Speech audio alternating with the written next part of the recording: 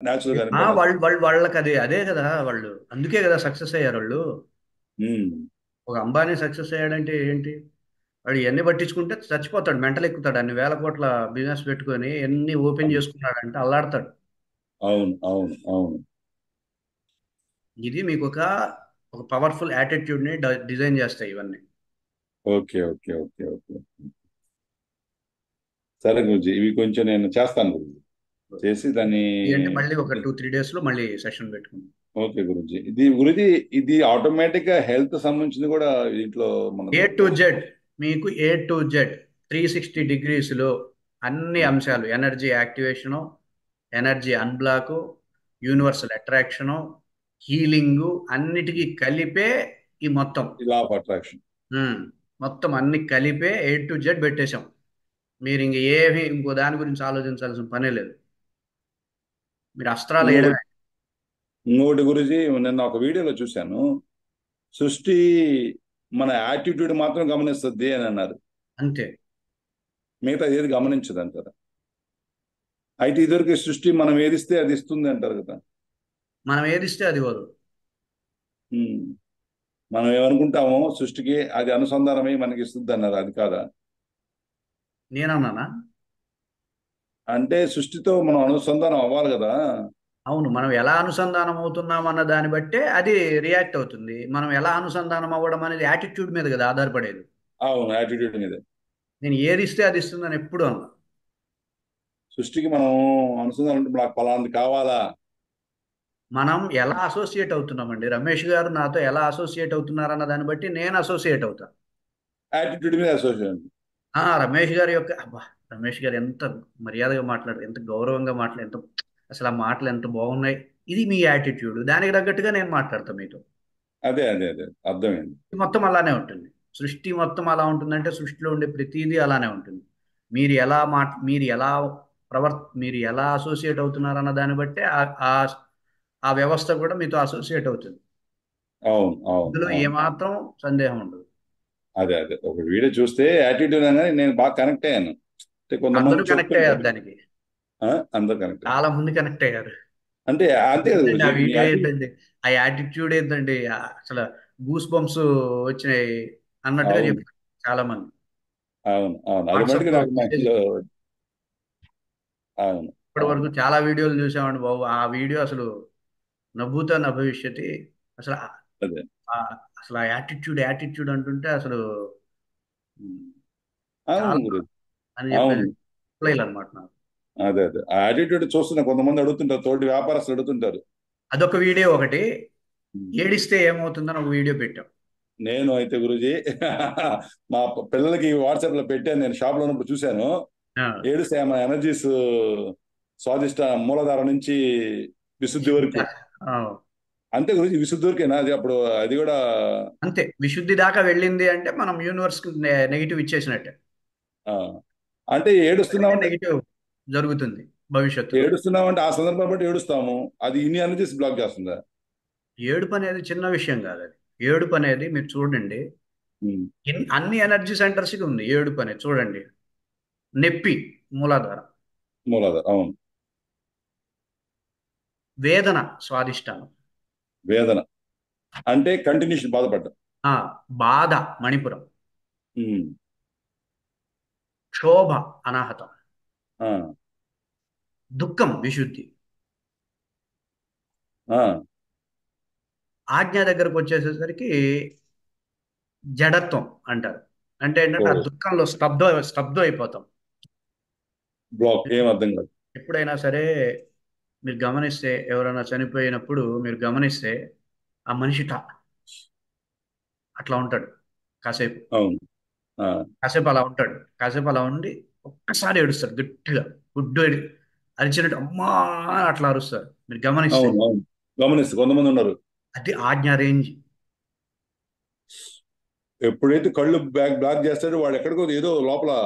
Shock అయిపోయి కాసేపు ఏం అర్థం కాక ఇంకప్పుడు ఇంక గట్టిగా ఒక్కసారి వర్షం, ఉండపోత వర్షం కురిసినట్టుగా పెద్ద పెద్ద అరుపులతో ఏడుస్తారు చూసారా.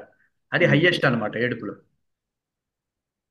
అది కంపల్సరీ ఎనర్జీస్ని బ్లాక్ చేస్తుంది. అన్ని ఎనర్జీస్. అన్ని energy A to Z energies block చేస్తుంది అది. అది దానివల్ల ప్రాణాలు కూడా పోతాయి. అది మళ్ళీ కాసేపే ఉంటుంది కదా గురుజీ, ఆ ఏడుపు అనేది.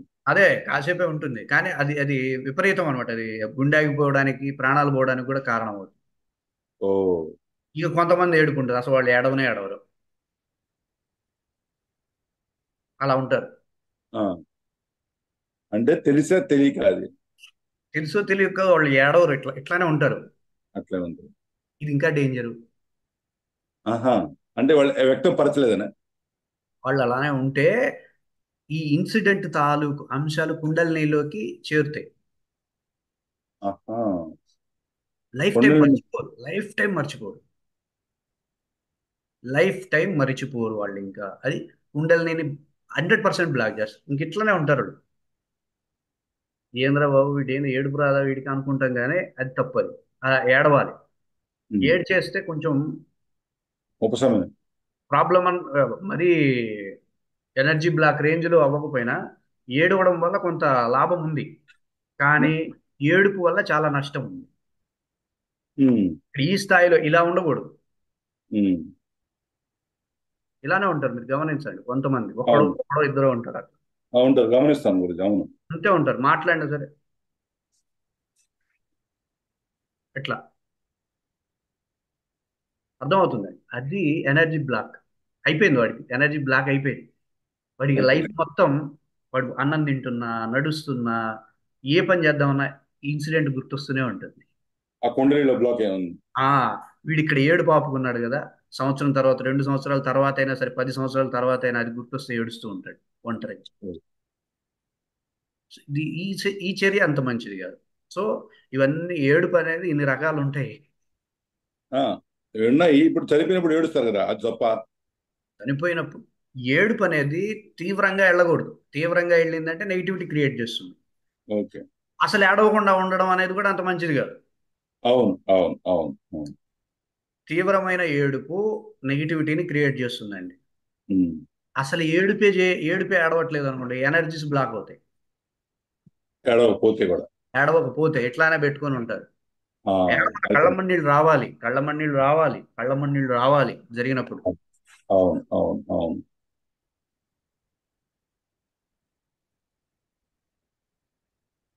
ఇట్లాంటి ఎక్స్ప్రెషన్స్ పెడుతున్నాడు అనుకోండి, వాడికి ఎనర్జీ బ్లాక్ అయిందని అర్థం.